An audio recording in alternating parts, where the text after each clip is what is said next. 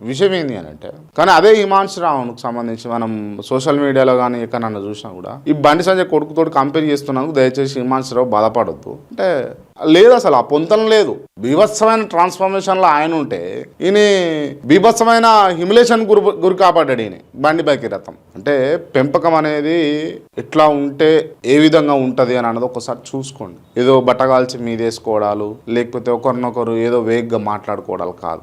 మీ పెంపకం అనేది మీ భావి తరాల నుంచి మీకు ఉట్టిపడుతుంది, ఇట్లా కనపడుతుంది మీకు. దయచేసి నేను ఈ విషయం ఎందుకు చెప్పినా అంటే, బిహేవియర్ కంపేర్ చేస్తున్నా.